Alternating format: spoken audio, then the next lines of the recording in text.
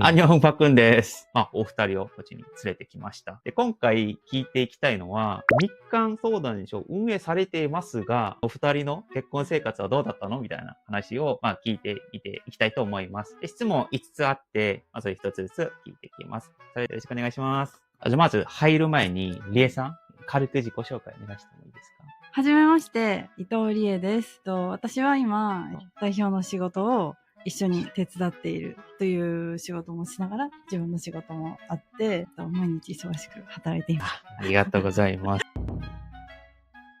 お二人はどのような経緯で出会って、結婚まで至ったのかを教えてください。簡単に言うと、お友達とか知り合いの紹介です。私の本業、ネイルサロンやってるんですけど、そこの長く通ってくださってるお客様が年齢近くていい人がいるよって紹介してくれたのと、社長さんが私のお客様とお友達同士だったっていう。それでその二人の間で、この人たちいいんじゃないっていう話をして、合わせようよみたいな感じの話をしてくださっていて、それがきっかけで出会いました。もともとその韓国人とか韓国文化に対しては興味ありましたか？そんなになくて。なかった。はい。はい。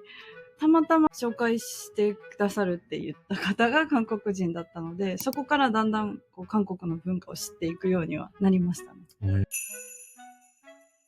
お付き合いされている時はどんな大変さがありましたか？彼は日本に生活しているのが長いので、そんなに私は文化の違いを感じなかったんですね。あんまり違和感はなく。ホンさんからは大変だった。大変というか、リエも自分の仕事、ネイルサロンやってたので、私もその時、貿易会社やってたし、文化の違さより、二人の時間を作るのが、なかなか時間が合わなかったりとかしてたのが大変だったなというのはあります。どちらかというと、個人的なイメージで、別に韓国人だから日本人だからとかっていうのはお二人であんまなかったんですね。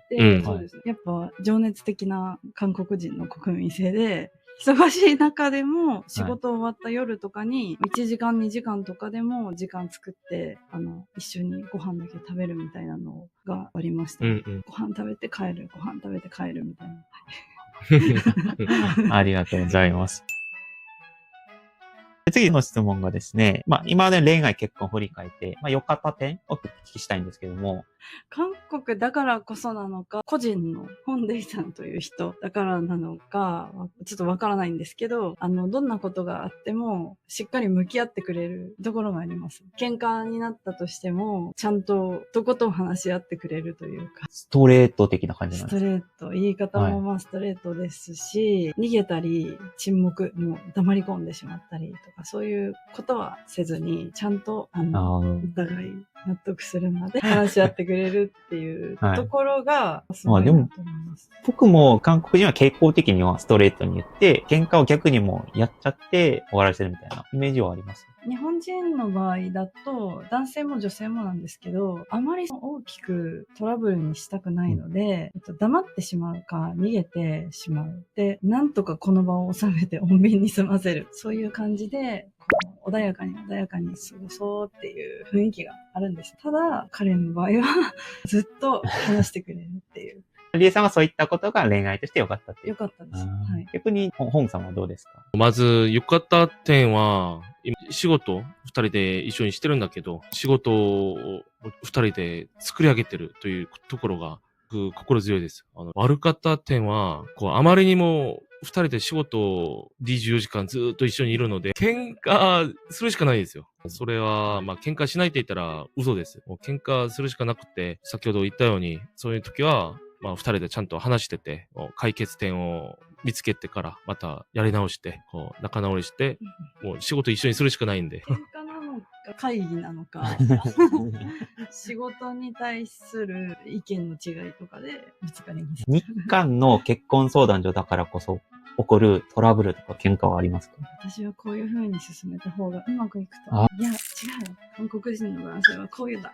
お客様たちがうまくいくためにどうやって進めていくかっていうところの違いはあります。どんな風に言葉をかけるかっていう。お客さんが日韓だからこそ、これは日本のアプローチを取るのか、もう韓国のアプローチを取るのかみたいなのがあるんですね。そうです。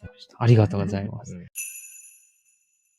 で、4番目の質問がですね、結婚すると家族同士もつながったりとかするじゃないですか。これも同じくどういった点が大変だったのか、恋愛とは違うと思います。言葉が話せないので、勉強中なんですけど、ご家族、本さんのご家族、うまくコミュニケーションが取れないのが。本さんを経由してからじゃないと伝わってこないんですよ。そうですね。でもあまり経由してくれないというはい家族、家なので通訳はしてくれないので、一生懸命、お父様もお母様も英語とか翻訳のアプリとか頑張ってコミュニケーション取ってます。ご両親とも英語が話せるので、はい私もそんなに話せないですけど、なんとなくニュアンスが伝わって、あとアプリ使ってっていうコミュニケーションですね。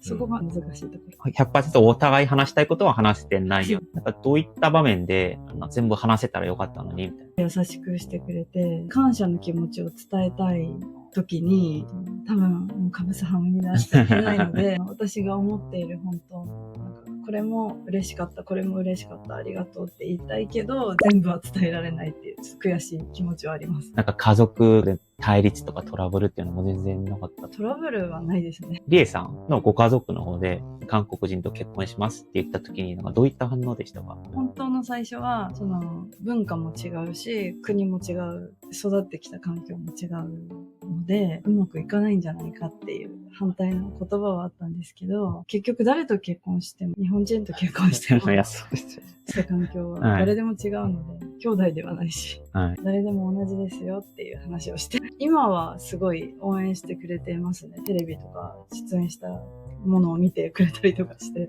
これもごもっともですよね。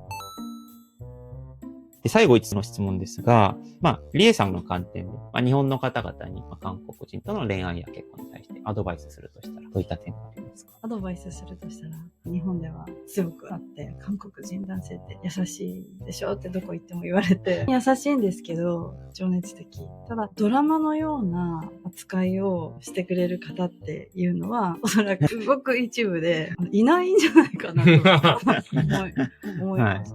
中にはいるかもしれない。そんなにドラマみたいな出来事は起こらないですし、過剰な期待とかはあんまりしない方がいいですよっていうのは伝えたいですね。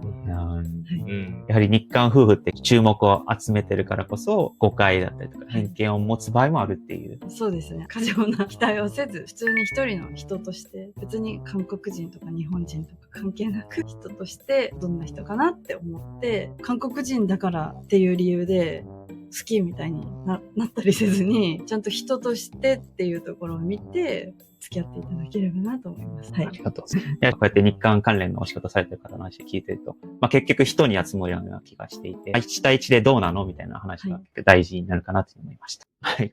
っていうところで本日、デイリー結婚相談所を運営されているホン・レイさんと、そしてリエさん、お二人のお話をいただきました。とても貴重な話で楽しかったです。もしかしたら結婚相談所に興味ある方は概要欄とコメント欄に貼っておきますので、ぜひ見てみてください。このインタビューはちなみに案件ではなくて僕がお願いしてやってくださった、ボランティアみたいな感覚です。ありがとうございました。以上で終わりにしたいと思います。パックンでした。アンニョン。アンニョン。